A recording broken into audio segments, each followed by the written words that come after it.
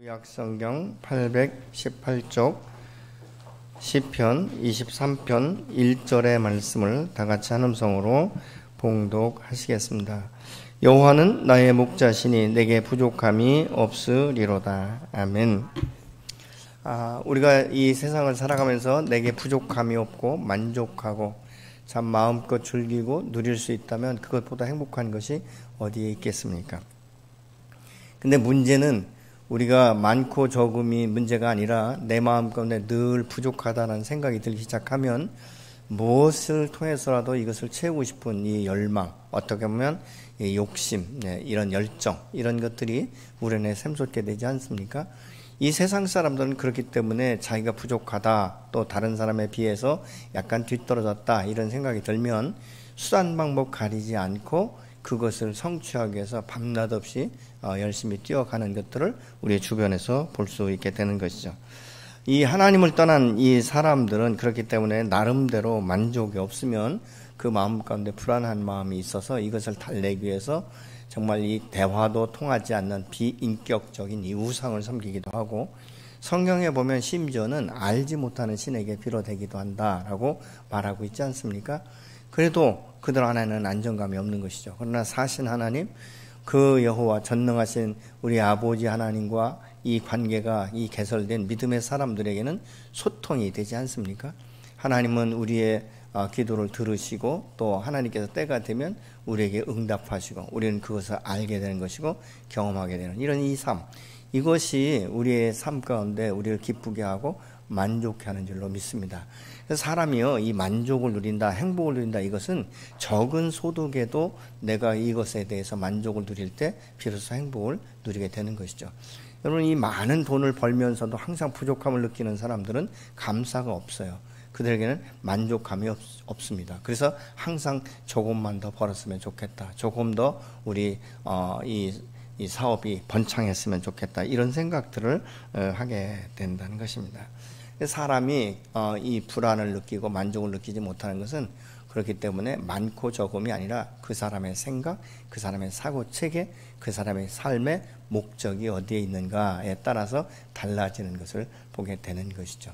여러분, 우리가 어느 곳에 가더라도 말이죠, 뭐 비싼 차를 타고 가나 싼 차를 타고 가나 목적지는 일반이지 않습니까? 그리고 같은 도로로 우리가 가게 되는 것을 우리가 보는데, 이 모든 것들이 보면 어떤 물량이 아니라 가치의 추구를 어디에 두는가. 그래서 이 영상을 잠깐 함께 보시겠습니다.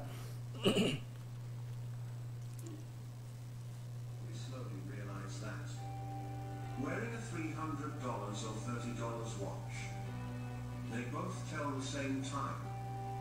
Whether we carry a $300 or $30 wallet or handbag, the amount of money inside is the same. Whether we drive a $150,000 car or a $30,000 car, the road and distance are the same, and we get to the same destination. Whether we drink a bottle of $300 or $10 wine, the hangover is the same. Whether the house we live in is 300 or 3,000 square feet, loneliness is the same. You will realize your true inner happiness does not come from the material things of this world.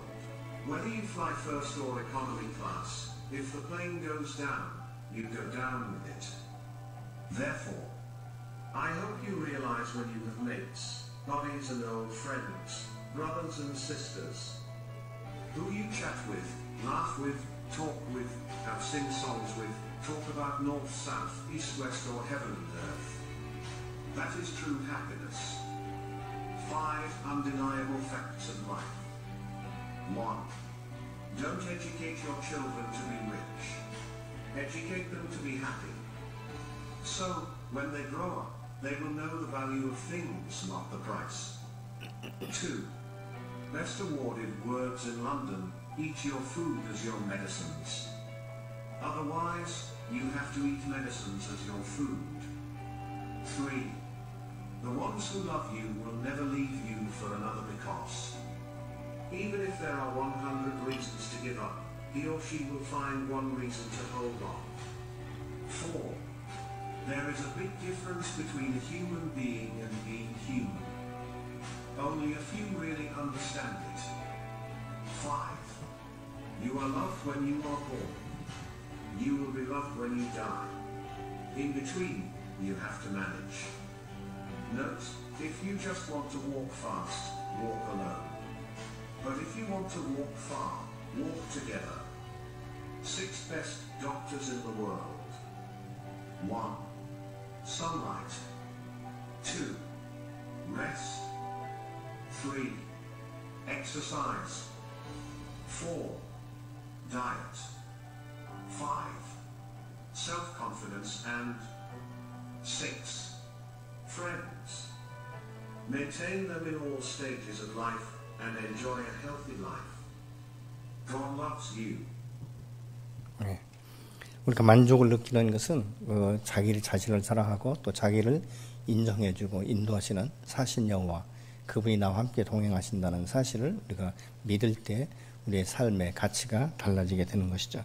그래서 사람은 이 자족하는 이 비결을 배워야 된다라고 이 사도 바울은 디모데전서 6장 6절에서 말씀하고 있습니다. 그러나 자족하는 마음이 있으면 경건은 큰 이익이 되느니라 라고 말씀하고 있는데, 이 자족한다 이 말은 원어상으로 보면 자족, 충분한 이 뜻 이외에 아주 특별한 뜻이 있는데 스스로 만족할 줄 안다, 이런 이 의미를 가지고 있습니다.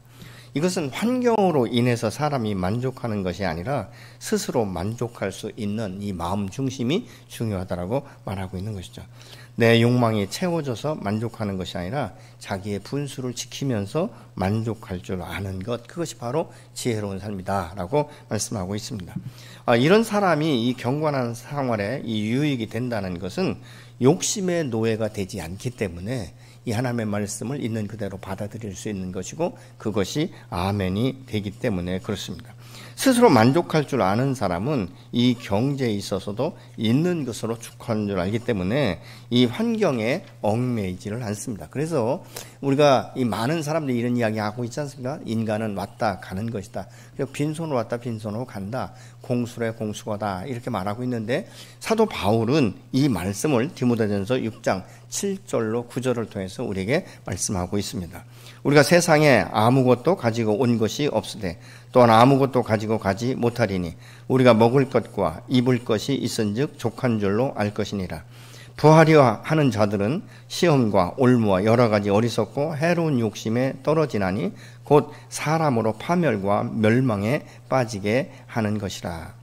이 사도 바울은 그렇기 때문에 우리가 왔다 가는 것은 정한 것이다. 그래서 공수고 공수래 공수거다라고 말하고 있는데, 사실 이런 의미를 알고 있다면 우리가 현재 누리고 있는 것, 내가 가지고 있는 것, 이것을 어떻게 사용할 것인가, 그리고 나도 하나님 앞에 감사하지만 나의 이웃도 함께 감사할 수 있고 함께 즐길 수 있다면 그것보다 더 좋은 것이 어디 있겠느냐는 것이죠.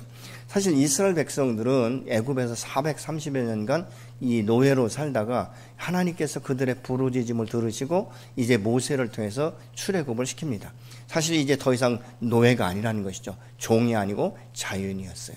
근데 이 광야에 이 40년을 살면서 하나님께서 매일 한결같이 만나와 메추라기를 공급하시면서 그들의 옷과 신발이 헤어지지 않도록 지키시고 보존하셨는데도 불구하고 그들이 이 마음 가운데 이 불안정하고 자기가 어떤 이 삶 가운데 만족을 누리지 못하면 항상 입버릇쳐 하는 것이 애굽이 더 좋았다, 이렇게 표현을 하거든요. 차라리 그곳에서 많은 것을 내가 먹고 마시고 이 즐길 수 있는 그때가 좋았다라고 말하고 있는데, 사실 여러분 노예로 살면 얼마나 자유를 누릴 수 있고 얼마나 만끽을 누릴 수 있겠습니까?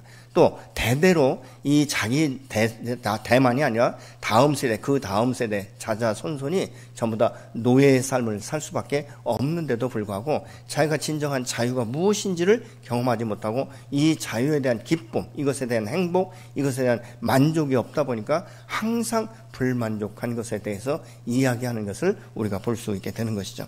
우리가 예수 믿고 거듭나면 사실은 많은 사람들이 이 착각하고 오해하는 것이 축복받는다, 풍성한 삶을 산다, 이렇게 여유 있게 넉넉하게 사는 것으로 알고 있지만, 사실 우리가 예수 믿어도 우리의 육신을 가지고 이 삶 가운데 살기 때문에 때로는 병든 몸을 가질 수도 있는 것이고, 때로는 관계 아픔과 고통을 가질 수도 있는 것이고, 때로는 우리가 정말 내 마음 가운데 이 차지 않는 이것으로 인하여서 이 만족을 느끼지 못하고 이런 경우를 우리가 보기도 한다는 것이죠. 그렇지만은 우리의 삶 가운데 하나님의 은혜라는 것을 우리가 기억한다면 그럼에도 불구하고 우리가 소망을 가지고 살아갈 수 있게 되는 줄로 믿습니다.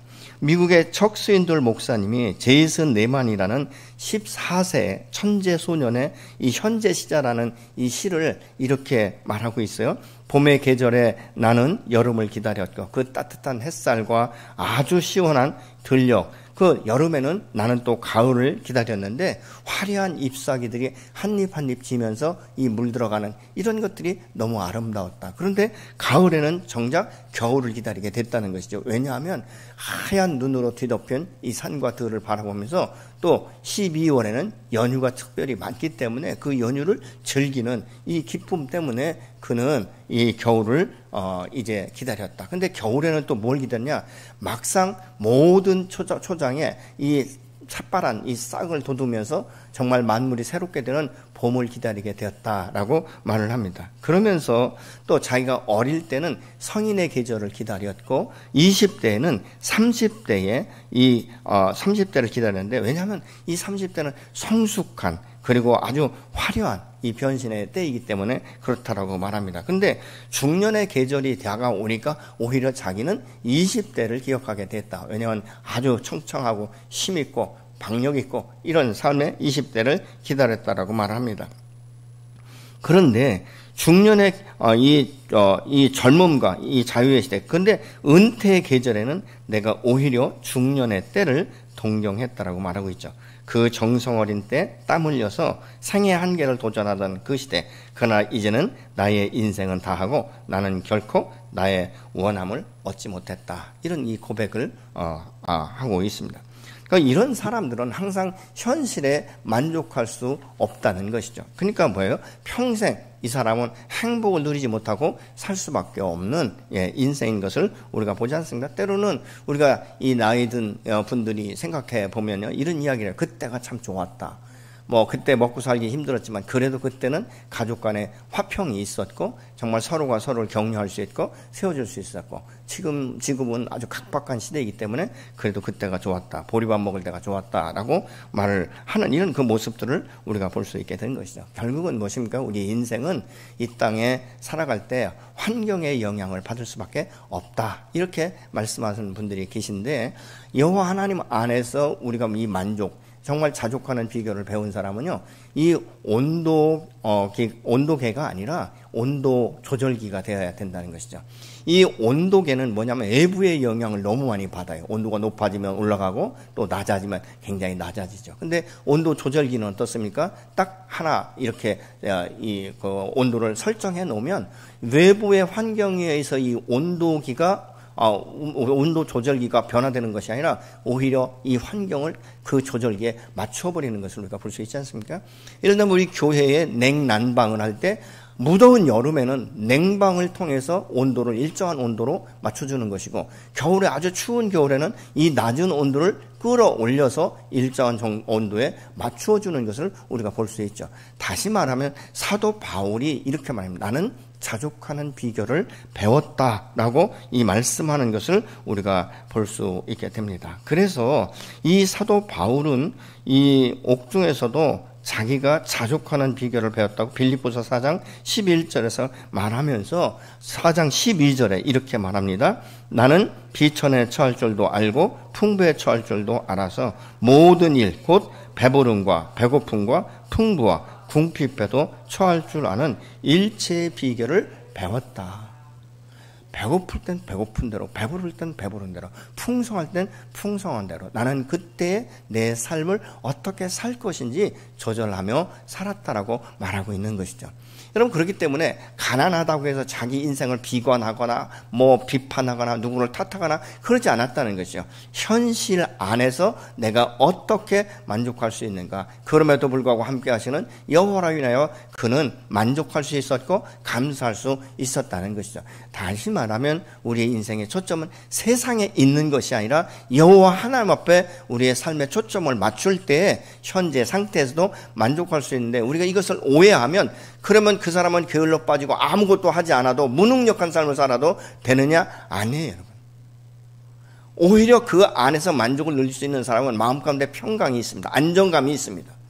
그렇기 때문에 그 안에서 하나님 앞에 기도하고 지혜를 구할 수 있는 것이고, 소원을 하나님 앞에 아뢰일 수 있는 것이고, 오히려 그 시간들이 하나님을 더 깊이 만날 수 있고 하나님을 갈망할 수 있는 기회가 되기 때문에, 가난할 땐 가난한 대로, 또 풍부할 땐 무엇입니까? 이 모든 것이 나의 힘으로 능으로 되었다라고 생각하지 않기 때문에 이웃과 함께 이것을 공유하고 나누고 흘려보내는 이런 삶을 살 수 있기 때문에, 부하면 부한 대로, 가난하면 가난한 대로 우리가 살 수 있다는 것이죠.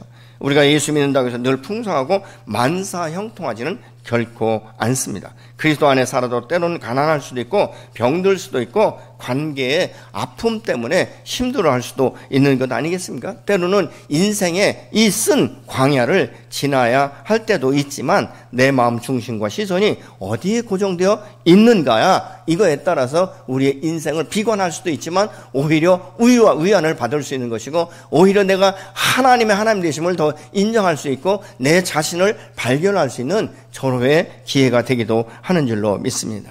사람이 배부르고 돈 많으면 만족하고 행복할 것 같지만 아니에요. 때로는요, 이 많은 물질이 그 사람을 패망의 길로 인도해 갈 수도 있다는 것이죠. 음란한 어떤 정욕이라든가 이런 것에 갈 수도 있지만, 때로는 너무 높아진 마음, 이 교만 때문에 아주 이 사람들을 무시하는 이런 경향으로 빠져갈 수도 있다는 것이죠. 자칫 잘못하면 허랑방탕한 삶을 살아갈 수밖에 없기 때문에 주께서는 늘 말씀하고 있지 않습니까? 너희가 시험에 들지 않도록 늘 깨어 있어라. 그래서 믿음의 사람은 늘 깨어서 주님과 함께 교제하는 시간들이 필요한 줄로 믿습니다. 우리가 예수를 믿는 목적은 복받기 위함이 아니지 않습니까? 내가 주를 만나면 어떻습니까? 잃어버린 나를 찾을 수 있는 것이고, 정말 잃어버렸던 하나님을 만나고 하나님께서 나를 이 땅 가운데 보내신 목적이 무엇인지도 우리가 기도하면서 알아갈 수 있지 않겠습니까? 내가 부족한 것을 알기 때문에 하나님 앞에 지혜를 구하는 것이고, 후히 주시고 꾸짖지 않고 넘치도록 채워주시고, 때로는 내가 막막한 인생 가운데 정말 이 광야의 당야 사회 같은 이 외로움 가운데 빠졌을 때, 아무도 내 마음을 알지 못하고 이해하지 못하고 위로할 수 없을 때 주님께서 내게 다가오셔서 말씀하시지 않습니까? 사랑하는 아들아, 사랑하는 딸아, 나가 너의 마음과 너의 처지와 너의 형편을 잘 알고 있다. 네가 지금 이 고통 가운데 있구나 라고 말씀하시면서 위로의 말씀을 주실 때, 여러분, 그것보다 더 큰 것이 어디에 있겠습니까? 주님의 위로만이 참된 위로가 되는 줄로 믿습니다. 그래서 우리가 이 선한, 이 생명의 영향력을 우리 이웃에게도 증거할 수 있어야 되는 것이죠. 이 세상은 성공지향적이기 때문에 굉장히 출세, 일변도의 삶을 추구해 나갑니다. 그래서 모두가 다 경쟁자로 보기가 쉽다는 것이죠. 그래서 이 당대 최고가 되고 또 그렇게 하기 위해서 노력하고 몸부림치는 것을 우리가 볼 수 있지 않습니까? 그래서 좀 더 완벽하려고 하고 좀 더 바쁘게 일에 집착하는 모습들을 볼 수 있는데, 이런 사람들에게는요, 시간적으로나 삶으로 여유가 없어요. 가족 관계도 친밀해질 수가 없는 것이죠. 어떤 분은 그렇게 말하잖아요. 나 혼자 잘 살려고 이러는 거 아니다. 다 처자식 먹여 살고 너덜 때문에 그런다라고 말하고 있지만, 여러분, 돈으로는 채워줄 수 있을지 모르지만 사랑과 이 정감과 이런 것들은 자녀들과 부부간에도 서로 관계할 수 없는 이런 이 세상이 되어버린다면 그것이 과연 행복할 수 있겠는가? 그렇게 열심히 해서 성공한들 무슨 그것이 우리 인생 가운데 유익하다라고 말할 수 있겠느냐, 그 말입니다. 여러분, 가족관계도 친밀감이 떨어져 버리면 어떻습니까? 남남과 다를 바가 없지 않습니까? 자녀들이 요구하는 것이 무엇이에요? 돈밖에 없지 않습니까? 그러면 돈으로 자녀들을 양육할 수 있는가? 그렇지 않은 것이죠. 사랑으로. 아까도 우리가 영상에서 봤지만 우리가 태어날 때도 사랑으로 태어났고 죽은 후에도 그 사랑의 사람으로 기억할 수 있도록 하기 위해서는 우리가 중간 시대를 어떻게 살 것인가, 이것이 매우 중요하다라고 말하고 있지 않습니까? 이 세상 가운데 출세하려면 적어도 남보다는 완벽해야 되고, 적어도 남보다 더 열심히 일을 해야 되고, 적어도 남보다 더 많은 돈을 벌어야 되는 것이고, 더 좋은 차를 타고 싶고, 계속적으로 이 세상의 것들은 끝이 없게 되는 것을 우리가 볼 수 있게 되는 것이죠. 결국은 사람은 하나님께서 우리의 필요를 먼저 이 창조할 때도 다 채우시고 우리 인간을 지으셨지, 사람을 먼저 지으시고 이 사람에게 필요한 것이 무엇인가 보시면서 우리의 필요를 채우신 것이 아니라는 것이죠. 그렇기 때문에 하나님께서는 모든 천지 만물을 다 창조하시고 맨 마지막으로 당신의 형상을 따라서 우리를 짓고 당신과 영적인 교제를 하기 위해서 에덴에 우리를 두신 것 아니겠습니까? 근데 인간이 범죄하면서부터 다스리고 정복할 것에 대해서 오히려 역으로 다스림을 받게 되는, 여러분, 물질이라는 것이 사람이 서로 관계하고 어떤 이 세상의 어떤 물정들을 사고 팔고 이런 것에 필요하기 때문에 사람이 만들어낸데도 불구하고 결국은 무엇입니까? 오늘날 물질의 노예가 되고 물질에 묶여서 사는 사람들이 얼마나 많습니까? 돈이면 다 되는 것처럼 착각하고 오해를 불러일으키고, 그렇기 때문에 안간 힘을 써서라도 이 돈을 벌려고 몸부림치는 모습을 우리가 볼 수 있지 않습니까? 이것이 어디에서 왔는가? 죄성에서부터 흘러 들어온 것입니다. 사람이 죄를 범함으로 권위 질서가 다 무너진 것이죠. 다스려야 될 것에 오히려 묶여 살게 되고, 오히려 다스림 받게 되고, 만족과 기쁨과 행복을 뺏기는 것을 우리가 볼 수 있지 않습니까? 이러한 우리의 상태를 아시는 하나님께서 우리를 자유케 하기 위해서 당신의 독생자 예수 그리스도를 이 땅에 보내시고 창조 질서를 회복케 하신 줄로 믿습니다. 여러분, 누가복음 10장 19절을 보시겠습니다. 내가 너희에게 뱀과 전갈을 밟으며 원수의 모든 능력을 제어할 권능을 주었으니 너희를 해칠 자가 결코 없으리라.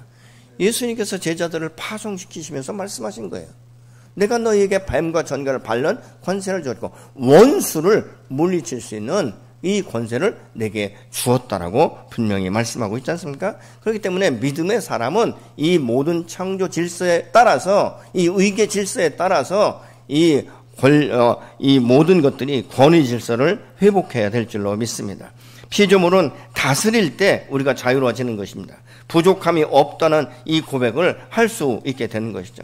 사람의 행복은 소유의 많고 적음이 아니에요. 그의 가치관과 그가 마음 중심에 무엇이 중심으로 있는가에 따라서 그렇다 그 말입니다. 많은 돈을 가진 사람도 마음이 가난하면 그 사람은 가난할 수밖에 없어요.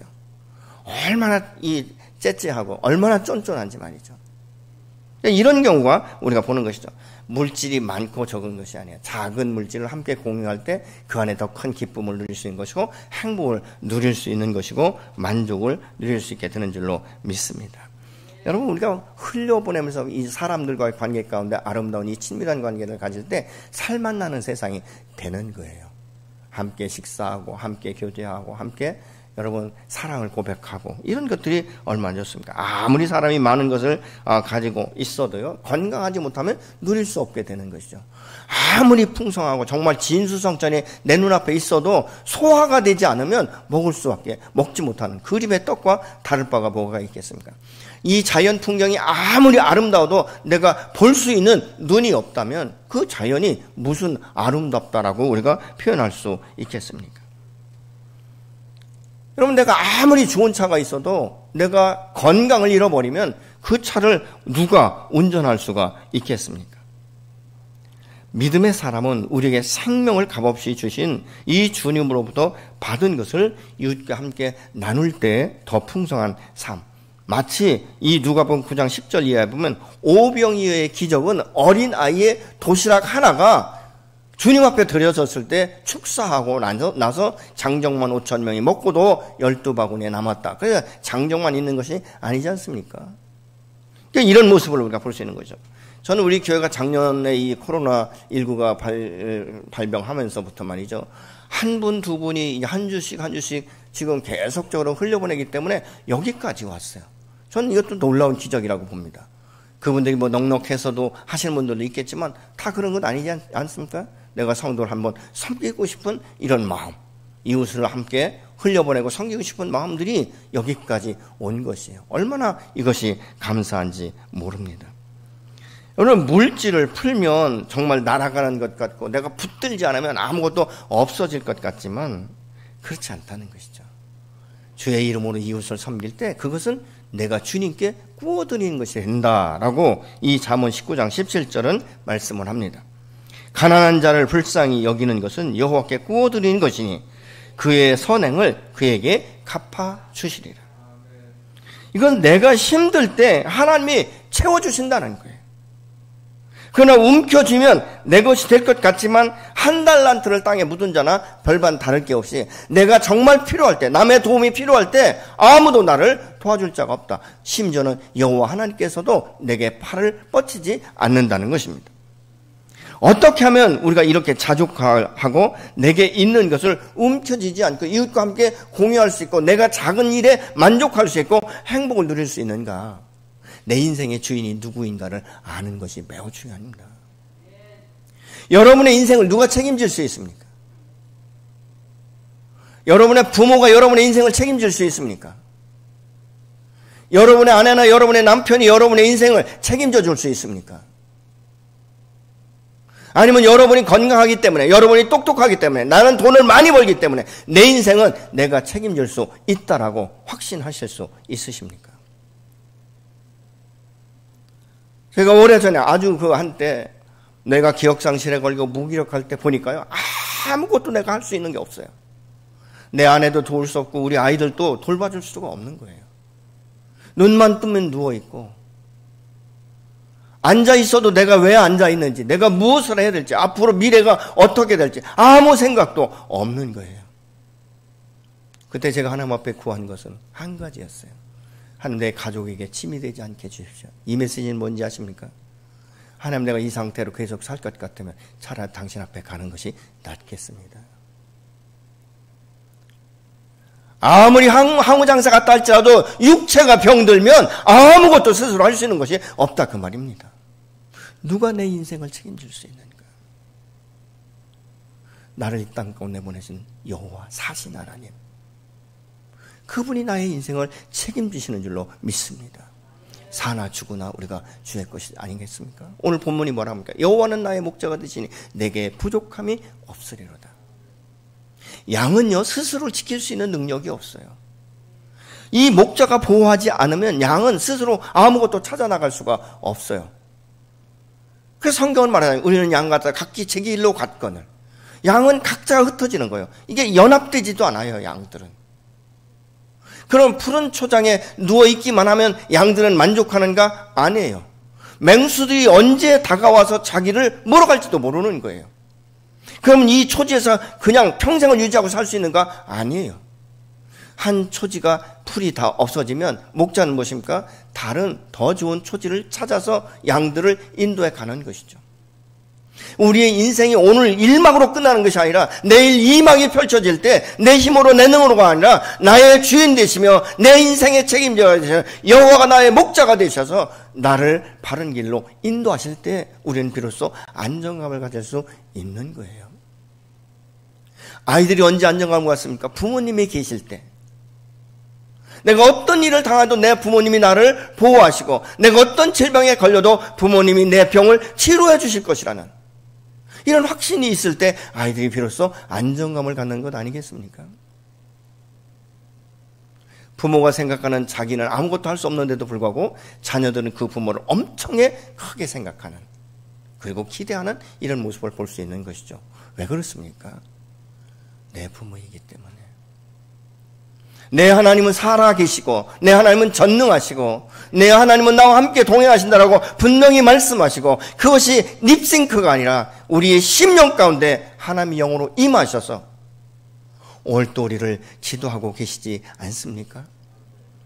내가 실족할 때 다시 찾아오셔서 나를 붙들어내시고, 내가 길을 잃고 방황할 때 99마리의 양을 놓고 나를 찾아오셔서 나를 어깨에 메고 오셔서 잔치를 베푸시기를 즐겨하시는 그 여호와 하나님, 그분이 나의 목자가 되시기 때문에 내가 부족함이 없어요. 그가 나를 푸른 초장에 누이시며 쉴 만한 물가로 인도하시는 도다라고 이제는 말씀하고 있습니다. 여러분, 인도하실 때 인도받아 따라갈 때에 풍성한 거예요. 양이 제 고집대로 목자의 말을 듣지 않고 각기 제 길로 가버리면 그 양은 어떻습니까? 이탈된 고난을 감당할 수밖에 없는 것이죠. 여러분의 인생을 여호와 하나님께서 책임진다는 확신이 있으십니까? 아멘. 그러면 현재 여러분이 여러분의 인생을 주님 앞에 얼만큼 맡기고 계십니까? 지식이 아니라, 생각이 아니라 여러분의 삶 가운데 누가 주인이십니까? 아무리 하나님이 말씀하셔도 내가 듣지 않으면 무슨 유익이 있겠습니까? 아무리 하나님이 많은 언약을 하셨어도 내가 취하지 않고 믿지 않으면, 순종하지 않으면 무슨 유익이 있겠습니까? 아들이 조금 성장하면요, 굉장히 독립적으로 살고 싶어 해요. 그러니까 부모들이 무슨 말 하면 간섭하지 말라고 합니다. 혹시 우리가 지금 그 단계에 있지는 않습니까? 하나님, 나 구원 받았어요. 나 영원한 생명이 있어요. 더 이상 간섭하지 마세요. 나도 이 세상에서 즐기고 싶어요. 내 마음대로 살고 싶어요. 혹시 그렇게 생각하진 않습니까? 여호와가 나의 목자시니 내게 부족함이 없다는 이 고백은요, 다윗이 인생의 수많은 경험들을 다 통해서 결론적으로 내린 것이 그거예요. 내가 산전수전 다 겪어봤고 정말 나를 죽이기 위해서 그렇게 찾아다니, 끈질기게 찾아다니는 이 사울의 그 가운데서도 하나님이 나를 보존하셨고 지키셨고, 내가 밧세바를 범했는데도 불구하고 나를 용서하시고 여기까지 인도하시는, 내 인생 전체를 하나님께서 하나의 그 길로 인도해 가시는, 결국 그 여호와가 나의 목자가 되실 때 내 마음 가운데 안정감이 있었고 내 삶 가운데 풍요로움이 있었고, 그럼에도 불구하고 내가 감사가 있었고 행복했다는 고백이 바로 이 고백인 거예요. 여호와 하나님께서 오늘 또 저와 여러분 안에 세상이 어찌하든지 그럼에도 불구하고 내가 만족할 수 있고 감사할 수 있고 내가 참 행복하다라고 고백할 수 있도록 오늘도 저와 여러분을 인도하시고 말씀하시는 줄로 믿습니다. 나는 아직까지 그것을 경험하지 못했다라고 혹시라도 생각하시는 분 계시면 오늘부터 주님의 말씀을 붙들고 주님 앞에 나가보세요. 하나님, 이 말씀의 뜻이 무엇인지, 하나님, 내가 믿음이 없어서 순종할 수 없는데 내게 믿음을 달라라고 하나님 앞에 기도하시면 어느 순간부터 나도 모르게 그 말씀이 믿어지기 시작하고 그 말씀이 아멘이 되어지기 시작하고, 여호와가 나의 참 부모이며 나의 아빠가 되시며 가장 자상하시고 인자하시고 인내하시고 우리를 긍휼히 여기시고 인도한다는 사실을 우리가 경험하게 될 줄로 믿습니다. 그래서 그분이 목자가 되시면 모진 풍랑이 온다 할지라도 안정감이 있는 거예요. 주님께서 이 풍랑을 만나서 제자들이 막 허겁지겁할 때 뭐라고 말해요? 내니 두려워하지 말라라고 말씀하시잖아요. 바람과 바다를 명령해서 잠잠케 하시는 그 주님. 이 세상이 악할 때 노아를 통해서 방주를 지으라고 120년간 선포하게 하시는 사신 여호와 하나님. 그 여호와 앞에 우리가 성령으로 민감해지기 시작하면 주께서 내게 말씀하시고 예언적인 말을 선포하게도 하시고, 현재 내가 머물러 있는 이곳이 죄악이 관영한 도시면 여기서 빠져나가게 하시는, 내 안에 정욕과 음란과 이런 것들이 일어날 때마다 성령께서 죄라는 것을 깨닫게 하시고 회개케 하셔서 바른 길로 가게 하시는 그 하나님. 때로는 나의 친구가 되시고 나의 동역자가 되시며 내 인생의 주인이 되셔서 내가 너의 인생을 책임지겠다라고 말씀하시고 지도하시는 그분이 바로 저와 여러분의 하나님이시며 저와 여러분의 아빠가 되시는 줄로 믿습니다. 오늘 또 이 세상이 뭐라고 말하든지 우리가 온도계처럼 이렇게 환경에 얽매는 것이 아니라 온도 조절기처럼 하나님께서 내 마음을 안정시켜 주시고 평안을 주시고 내일에 대한 소망을 주시고 내가 의기소침할 때 내게 찾아오셔서 다시 일으켜 세워주시고 내가 너와 함께 하겠다. 내가 너를 곧세게 하겠다. 나와 함께 일어서 가자라고 말씀하시는 분이 바로 여호와 하나님이신 줄로 믿습니다. 그 하나님 앞에 오늘도 소망을 가지시고 이번 이 추석 명절을 통해서도 생명의 복음이 여러분 가정과 여러분 주변에 흘러갈 수 있는 통로로 세워져서 저는 우리 성도들에게 하나님께 늘 그 풍성한 마음과 풍성한 은혜를 주셔서 이웃과 함께 나눌 수 있는 넉넉한 또 물질도 축복하시는 그 하나님을 경험하기를 소망합니다.